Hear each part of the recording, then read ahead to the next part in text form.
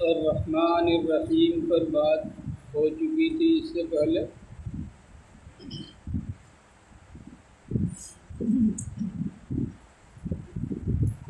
اور بتایا گیا تھا کہ الرحمن کے معنی ہیں بہت بڑے مہربان، اور الرحیم کے معنی ہیں بہت بڑے رحم کرنے والے، یعنی قریب قریب دونوں کے معنی ایک ہی۔ الرحمن کے معنی بھی بہت بڑے مہربان اور الرحیم کے معنی بھی بہت بڑے مہربان، لیکن دونوں میں ایک بنیادی فرق یہ ہے کہ الرحمن کی جو صفت ہے وہ اللہ کے ساتھ خاص ہے، بندوں کے لیے اس کا استعمال نہیں ہوگا۔ یعنی کوئی بندہ دنیا میں بظاہر بڑی مہربانی کرتا ہو دوسرے لوگوں کے ساتھ تو اس کو رحمان نہیں کہیں گے، بلکہ لفظ عبد اس کے ساتھ جوڑیں گے اور کہیں گے عبد الرحمن، رحمان کا بندہ۔ یہ بات بھی میں نے عرض کی تھی کہ اگر کسی کا نام عبد الرحمن ہو اور لفظ عبد کو اس سے ہٹا دیا جائے اور صرف رحمان کہا جائے تو یہ غلط ہے اور ایسا بولنے والا گنہگار ہوگا۔ مگر لفظ رحیم ایسا لفظ ہے جو اللہ کے ساتھ بھی ہے اور بندوں کے ساتھ۔ کوئی بندہ اگر بڑا مہربان ہو،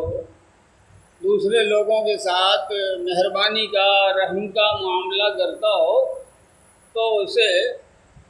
رحیم کہہ سکتے ہیں۔ خود اللہ رب العزت نے نبی اکرم صلی اللہ علیہ وسلم کے ساتھ یہ صفت استعمال کی ہے، وَبِالْمُؤْمِنِينَ رَءُوفٌ الرحیم، اور آپ محمد صلی اللہ علیہ وسلم ایمان والوں پر شفقت بھی کرتے ہیں اور ان کے لیے مہربان بھی ہیں۔ تو رحیم کا لفظ یہاں اللہ کے لیے استعمال نہیں کیا گیا ہے، بلکہ جناب محمد رسول اللہ صلی اللہ علیہ وسلم کے لیے استعمال کیا گیا ہے جو اللہ کے بندے ہیں۔ ایک اور فرق یہ میں نے عرض کیا تھا، دہرا رہا ہوں اس لیے کہ بات ذہن میں بیٹھ جائے تسلسل کے لیے، کہ یہ دو صفتیں اللہ کی جو یہاں استعمال کی گئی ہیں، ایک دنیا کے اعتبار سے اور ایک آخرت کے اعتبار سے۔ رحمان کا لفظ جو ہے وہ دنیا کے اعتبار سے استعمال کیا گیا ہے کہ اللہ تعالیٰ اپنے بندوں پر بہت مہربان ہیں۔ یہی وجہ، مہربانی ہی کی وجہ ہے کہ بندہ اللہ کی نافرمانی کرتا رہتا ہے اور اللہ اس کے اوپر روزی کا دروازہ بند نہیں کرتا۔ خدا راست مسلم بزرگواری حلم کے جرم بھی نہ تو نا برقرار میدارت۔ اللہ رب العزت ہی کے لیے بڑائی اور حلیمی کی صفت اسی کے لائق ہے کہ وہ تو بندوں کی نافرمانیاں دیکھتا ہے، جرم دیکھتا ہے اور روزی جاری رکھتا ہے۔ ورنہ کوئی نوکر اپنے مالک کا کہیں بھی ہو، کارخانے میں ہو، دکان میں ہو، آفس میں ہو، اپنے مالک کے حکم کے خلاف اگر کرے گا تو مالک فوراً اس کی تنخواہ کاٹ دے گا اور اس کو اپنی نوکری سے باہر کر دے گا۔ یہ اللہ رب العزت کی مہربانی ہے، اسی نسبت سے اس کو رحمان کہا جاتا ہے۔ اور رحیم الآخرہ، آخرت کے اعتبار سے وہ مہربان ہے، اب وہاں مہربانی دوسرے انداز کی ہوگی، وہ اپنے ایمان والے بندوں پہ مہربان ہوگا، کافر بندوں پہ مہربان نہیں ہوگا۔ وہاں دو لائنیں لگا دے گا اللہ رب العزت، اور مجرم جو لوگ نافرمان تھے، اللہ کی بات دنیا میں نہیں مانتے تھے، ان سے کہا جائے گا امتازوا اليوم ایھا المجرمون، اے نافرمانوں آج الگ لائن بنا کے کھڑے ہو جاؤ۔ مالک یوم الدین،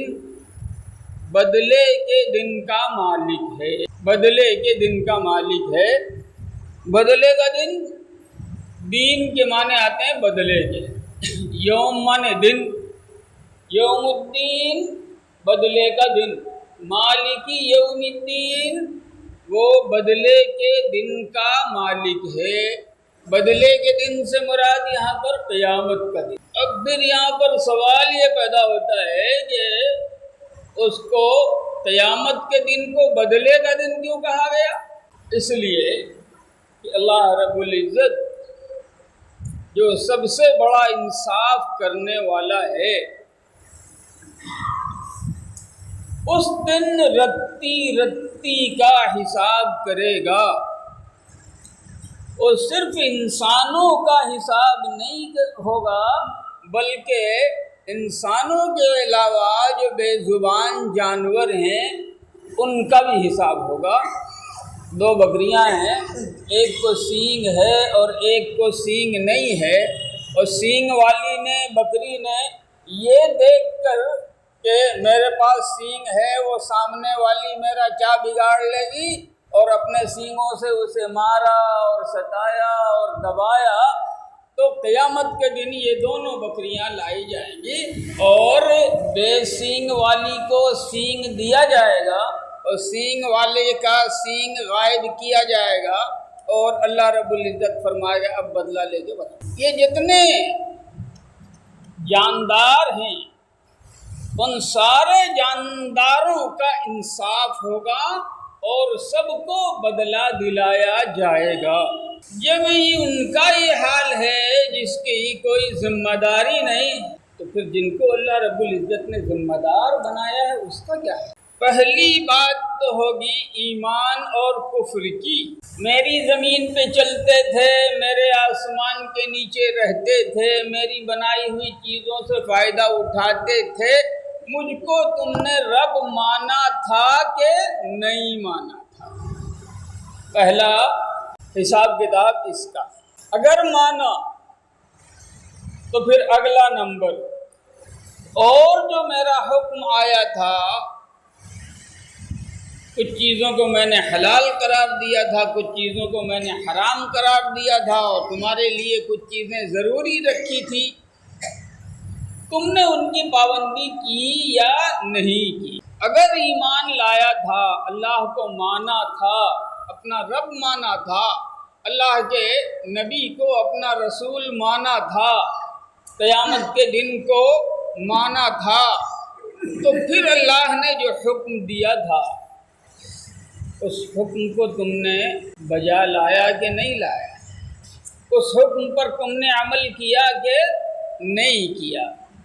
اب ایک ایک نماز کا حساب ہوگا، اس سے ایک ایک روزے کا حساب ہوگا، زکوٰۃ کے ایک ایک پیسے کا حساب ہوگا، مالداری کے باوجود اگر حج نہیں کیا ہے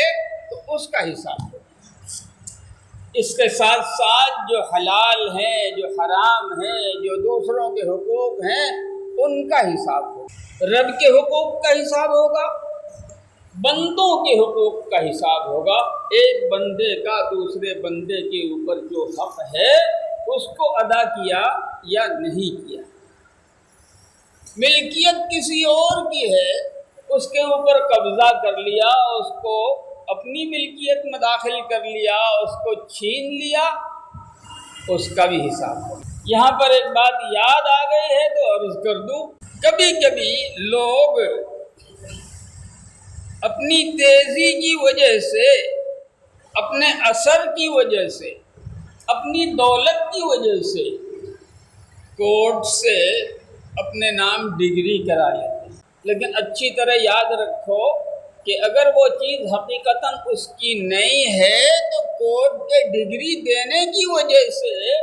حقیقتاً اس کی چیز نہیں ہوگی، بلکہ اللہ رب العزت کی یہاں یہ اپنے حق میں ڈگری لینے والا آدمی غاصب اور ڈاکو قرار پائے گا، جس نے دوسرے کے مال پہ زبردستی قبضہ کر لیا، چاہے سپریم کورٹ فیصلہ دے۔ صحیح حدیث کی روایت ہے، اللہ کے رسول صلی اللہ علیہ وسلم ارشاد فرماتے ہیں کہ تم میں سے بہت سے لوگ میرے پاس آتے ہیں اور وہ اپنی بات کو اچھے ڈھنگ سے ادا کرنے پر قادر ہے، اپنے جو کہنا چاہتا ہے اس کو خوب اچھی طریقے سے سمجھا سکتا ہے، اور سامنے والا ذرا کمزور ہوتا ہے، تو اگر میں کسی کی دلیل سن کر اس کے حق میں فیصلہ کر دوں اور وہ چیز سچ مچ اس کی نہ ہو تو اس کو یہ نہیں سوچنا چاہیے کہ اللہ کے رسول صلی اللہ علیہ وسلم نے فیصلہ کر کے مجھ کو دے دیا ہے تو چیز میری ہو گئی، بلکہ اللہ کے نبی حضور اکرم صلی اللہ علیہ وسلم ارشاد فرماتے ہیں کہ اس کو یہ سوچنا چاہیے کہ میں جہنم کا ایک ٹکڑا کاٹ کے اس کو دے رہا ہوں۔ اب آپ سوچو، سید الانبیاء صلی اللہ علیہ وسلم کے فیصلہ کرنے کے بعد بھی اگر وہ چیز حقیقتاً اپنی نہیں ہے تو آقا صلی اللہ علیہ وسلم فرماتے ہیں کہ میرے فیصلہ کرنے سے وہ چیز اس کی نہیں ہو جائے گی، بلکہ اس کو یہ سوچنا چاہیے کہ میں اس کو جہنم کا ٹکڑا کاٹ کے دے رہا ہوں۔ ایک روایت میں آتا ہے اللہ کے رسول صلی اللہ علیہ وسلم نے صحابہ کرام سے پوچھا سب سے بڑا مفلس کون ہے؟ تو صحابہ کرام رضوان اللہ علیہ مجمعین نے عرض کیا یا رسول اللہ صلی اللہ علیہ وسلم جیسا ہم سمجھتے ہیں مفلس وہ ہے جس کے پاس کچھ نہ ہو۔ فرمایا نہیں، وہ مفلس نہیں ہے، بلکہ مفلس وہ ہے جو قیامت کے دن اتنی نیکیاں لے کے آئے گا، اتنی نیکیاں لے کے آئے گا کہ اگر وہ نیکیاں پہاڑ پر رکھی جائیں تو اس کے وزن سے پہاڑ بھی دب جائے۔ پہاڑ پر آپ ذرا سا 20 منزل کی عمارت کھڑی کر کے دیکھو، پہاڑ کہیں سے دبتا ہے کیا؟ لیکن آقا صلی اللہ علیہ وسلم نے ارشاد فرمایا کہ اتنی نیکیاں لے کے آئے کہ اگر وہ پہاڑ پر رکھی جائیں تو پہاڑ بھی دب جائے، لیکن اسی کے ساتھ ساتھ اس نے کسی کو مارا ہوگا، اس نے کسی کو گالی دی ہوگی، اس نے کسی کی پیچھے برائی کی ہوگی، اس نے کسی کا حق چھینا ہوگا، اور قیامت کے دن یہ سارے لوگ اللہ رب العزت کے سامنے انصاف مانگنے کے لیے پہنچ جائیں گے۔ تو اللہ پاک فرمائیں گے کہ ٹھیک ہے انصاف ہوگا۔ اب انصاف ہوگا کا مطلب یہ ہے کہ گالی دی تھی تو وہاں گالی تھوڑی دلوائی جائے، گالی دی تھی اور اس نے برداشت کیا تھا، اس نے گالی دی، اس نے برداشت کیا، تو قیامت کے دن گالی دینے والے کی اتنی نیکیاں گالی کے برابر اس کو دے دی جائیں گی۔ اب اندازہ کرو، جس دن باپ بھی ایک نیکی دینے کو تیار نہیں، بیٹا بھی ایک نیکی دینے کو تیار نہیں، سارے رشتہ دار بھاگتے پھریں گے۔ اگر آج دنیا میں آپ کو کسی نے مارا ہے ایک تماچا اور آپ نے صبر کر لیا اللہ کے نام پر تو وہ آپ کے ذخیرے میں جمع ہے۔ آج کسی نے گالی دی ہے اور آپ نے پلٹ کے گالی نہیں دی، برداشت کر لیا، تو قیامت کے دن وہ آپ کے لیے ذخیرہ بن جائے، بے انصافی نہیں ہوگی۔ اس لیے میں عرض کیا کرتا ہوں کہ دنیا میں آج طاقتور نظر آنے والا کل قیامت میں بے انتہا کمزور نظر آئے گا، اور آج دنیا میں بہت کمزور دکھائی دینے والا کل دنیا میں طاقتور ہو، کل آخرت میں طاقتور ہو۔ اب ہوگا یہ اپنے نشے میں، اپنے ظلم میں اور اپنے طاقت کے گمان میں اس نے اتنے لوگوں کے ساتھ اتنے لوگوں کی حق تلفی کی ہوگی اور اتنے لوگوں کو ستایا ہوگا کہ اس کی ساری نیکیاں بڑھتے بڑھتے بڑھتے بڑھتے ختم ہو جائیں گی اور لائن باقی رہے گی۔ تو اللہ پاک فرمائیں گے کہ گھبراؤ مت، انصاف ہوگا۔ اس کے پاس اب دینے کے لیے کچھ نہیں ہے، لینے کے لیے تو ہے۔ اب جو گالی دی تھی اس کے برابر تم اپنا گناہ اس کے کھاتے میں ڈالو، ظلم کیا اتنا سا اپنا گناہ اس کے کھاتے میں چلا گیا، شرط یہ ہے کہ صبر کیا، پلٹ کے تم نے بھی کہہ دیا تو معاملہ برابر، تم نے برداشت کر لیا اللہ کے نام پر تو تمہارے لیے ذخیرہ بنے گا، یا تو نیکی دوسرے کی تم کو ملے گی یا تمہارا گناہ اس کے کھاتے میں، اور جتنی نیکیاں لے کے آیا تھا اتنی ہی برائیاں جمع ہو جائیں گی، اور اللہ رب العزت فرمائیں گے لے جاؤ اسے جہنم میں ڈال دو۔ جانوروں کے ساتھ یہ ہوگا کہ سارے جانوروں کا بدلہ دلوا کر، اب وہ ذمہ دار تو ہے نہیں کہ ان کے لیے جنت جہنم کا معاملہ ہو، ان کے لیے جنت جہنم کا کوئی معاملہ نہیں ہے، تو ان کے جب سب کا انصاف ہو جائے گا سارے جانوروں کا، تو اللہ رب العزت حکم دے گا جاؤ مٹی بن جاؤ۔ قرآن کریم میں اللہ پاک ارشاد فرماتے ہیں یوم ینظر المرء ما قدمت یداہ، آدمی نے جو کچھ دنیا میں کیا ہے وہاں دیکھے گا، دکھائی دے گا۔ اور یہ مسئلہ آج کی سائنس نے آسان کر دیا ہے۔ جب یہ سائنسی ایجاد نہیں ہوئی تھی تو سمجھانا ذرا مشکل تھا، لیکن اب آسان ہو گیا ہے۔ آج آپ نے اگر کچھ کیا اور ویڈیو ریکارڈنگ ہو گئی اور 50 سال کے بعد بھی کوئی آدمی اس پوری ویڈیو ریکارڈنگ کو دیکھ کر کے ساری آواز کو سننا چاہے تو سن سکتا ہے، ساری حرکتوں کو دیکھنا چاہے تو دیکھ سکتا ہے، اور خود کرنے والے کو دکھا سکتا ہے، یہ دیکھ تو نے کیا کیا۔ تو اسی لیے میں کہتا ہوں کہ اللہ رب العزت کا CCTV کیمرہ ہر بندے کے ساتھ فٹ ہے، اور قیامت کے دن قرآن کہتا ہے یوم ینظر المرء ما قدمت یداہ، جو کچھ کیا ہے اس کو اپنی آنکھوں سے دیکھے گا۔ وَيَقُولُ الْكَافِرُ يَا لَيْتَنِي كُنْتُ تُرَابًا، اور جانوروں کو جب مٹی بنا دیا جائے گا اللہ کی طرف سے، اللہ کے حکم سے، تو یہ کافر کہے گا کاش ہم بھی مٹی بن جاتے، ہم بھی مٹی بن جاتے ہیں۔ لیکن تم تو ذمہ دار تھے، تم کو مٹی تھوڑی بنایا جائے گا، تم کو یا تو فرما بردار ہو تو اللہ کے مہمان خانے میں رہو، اور اگر نافرمان ہو تو اللہ کے قید خانے میں رہو، تیسری کوئی جگہ تمہارے لیے تو ہے نہیں۔ اسی لیے کہا گیا مالکی یوم الدین، وہ بدلے کے دن کا مالک ہے۔ اس کو دوسری طرح سے بھی پڑھا گیا ہے، قرأت قرآن کریم کی قرأت جو ہے 7 طریقے سے ہے، تو اس کو مالکی یوم الدین بھی کہا گیا ہے اور ملکی یوم الدین بھی کہا گیا ہے۔ مالک اور ملک دونوں میں تھوڑا سا فرق ہے۔ ملک کے معنی آتے ہیں بادشاہ، مالک کے معنی مالک، قیامت کے دن کا بادشاہ ہے۔ کیا مطلب؟ جیسے بادشاہ کے حکم کے بغیر ایک تنکا ادھر سے ادھر نہیں ہوتا، ایک پتا نہیں ہلتا، ویسے ہی اللہ رب العزت قیامت کے دن کا بادشاہ ہے۔ اور جیسے بادشاہ سے بات کرنے کی ہمت اور جرأت عام لوگوں کو نہیں ہوتی، وہاں بھی نہیں ہوگی۔ خود قرآن کریم میں اللہ پاک فرماتا ہے لا يتکلمون عنده الا من اذن له الرحمن، کوئی بات نہیں کر پائے گا، جس کو اجازت ملے گی اللہ کی طرف سے وہی اللہ کے یہاں منہ کھول پائے گا۔ من ذا الذی یشفع عنده الا باذنہ، کون ہے جو اس کے دربار میں کسی کی سفارش کر سکے، اگر کرے گا تو اس کی اجازت سے کرے گا۔ اور روایتوں میں آتا ہے کہ یہ اجازت اللہ رب العزت پہلے نبی اکرم صلی اللہ علیہ وسلم کو عام شفاعت کی اجازت فرمائیں گے، اور اس کے بعد پھر نبی اکرم صلی اللہ علیہ وسلم کے صدقے میں جو نیک لوگ ہیں،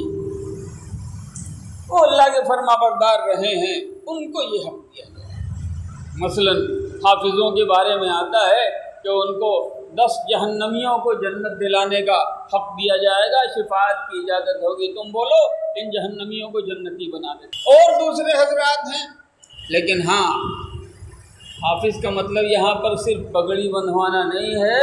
بلکہ قرآن کریم کو اپنے سینے میں رکھا ہے تو قرآن کریم کا حق بھی ادا کرنا ہے، اس کی پابندی بھی کرنی ہے۔ قرآن کریم میں جس چیز کو حلال کہا گیا ہے اس کو حلال سمجھ کے اس کی پابندی کرنی ہے، اور جس چیز کو حرام کہا گیا ہے اس کو حرام سمجھ کے اس سے رکنا ہے۔ قرآن کے مطابق پوری زندگی گزاری ہے تو حافظوں کو 10 جہنمیوں کو آزاد کرنے کا حق دیا جائے گا، یہ اللہ کی طرف سے۔ باقی اللہ مالک ہے، قیامت کے دن کا مالک ہے۔ اس کا مطلب یہ ہے کہ دنیا میں اللہ پاک نہیں پکڑ رہا ہے، چھوٹ دے رہا ہے، تو جن کو تھوڑے دنوں کے لیے دے دی گئی ہے حکومت، وہ اپنے آپ کو زمین کا خدا سمجھ اور اللہ کے بندوں پر قہر ڈھا رہے ہیں، ظلم کر رہے ہیں۔ قیامت کے دن کا معاملہ یہ ہوگا، بخاری شریف کی روایت ہے اور مسلم شریف کی روایت بھی ہے کہ اللہ پاک آسمانوں کو لپیٹ کر کے داہنے ہاتھ میں لے لیں۔ اس کو قرآن نے دوسری جگہ بیان فرمایا، یوم نطوی السماء کطی السجل للکتب، جیسے کتاب کو یا رجسٹر کو سمیٹ دیا جاتا ہے، لپیٹ دیا جاتا ہے، بالکل اسی طریقے سے آسمانوں کو ہم لپیٹ لیں گے اور لپیٹ کر کے داہنے ہاتھ میں لے لیں گے۔ پھر اسی طریقے سے زمین کو لپیٹا جائے گا اور اتر کی طرف سے لپیٹا جائے گا، اور زمین کو لپیٹ کے اللہ بائیں ہاتھ میں لے لیں گے، نہ آسمان بچا